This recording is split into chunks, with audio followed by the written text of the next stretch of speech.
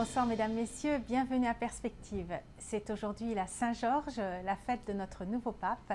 Le pape a célébré la messe avec les cardinaux dans la chapelle Pauline ce matin. Dans son homélie improvisée, il a souligné l'identité chrétienne qui n'est pas une carte d'identité, mais bien une appartenance à l'Église mère. Il a insisté sur le fait qu'on ne peut pas suivre Jésus en étant en dehors de l'Église. L'Église mère nous donne Jésus, elle nous donne l'identité qui n'est pas seulement un sceau, mais une appartenance. L'identité signifie appartenance et cette appartenance à l'Église est une belle chose. Pour célébrer la fête du pape, à la fin de la messe, la fanfare des gardes suisses a joué quelques morceaux dans la cour Saint-Damas. Et rappelons que Saint Georges est né en Palestine et il est mort martyr sous l'empereur romain Dioclétien car il croyait au Dieu véritable.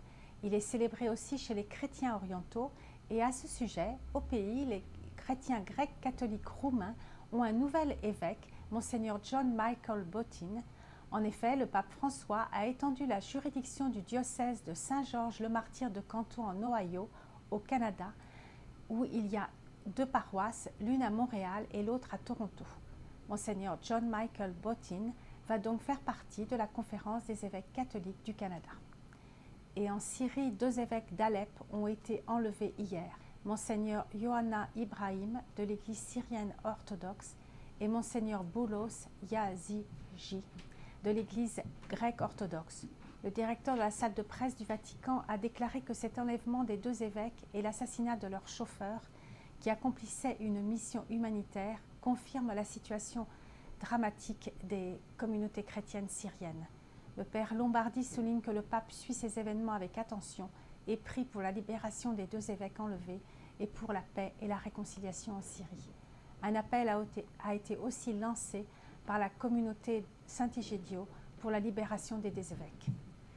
Et aujourd'hui en Inde aussi, c'est l'anniversaire de naissance de Tirthankar Vaderman Mahavir, un des maîtres spirituels du jaïnisme, religion ancienne d'Inde.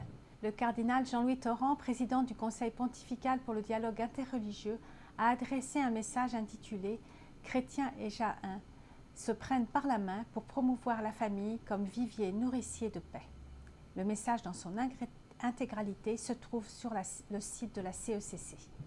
Et en cette fête de la Saint-Georges, nous vous signalons deux livres pour mieux découvrir notre nouveau pape.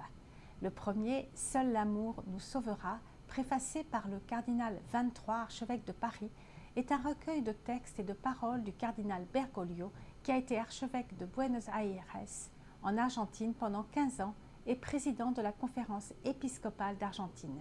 Ce recueil dévoile l'exigence et la tendresse de ce pasteur engagé auprès des plus pauvres. Ce livre est publié par les éditions Paroles et Silence. Et l'autre livre, François, le pape des pauvres, de Andrea Tornielli.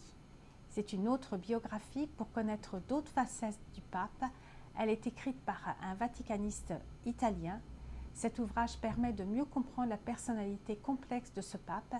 Il révèle ce pasteur qui incarne le renouvellement et la purification de l'Église.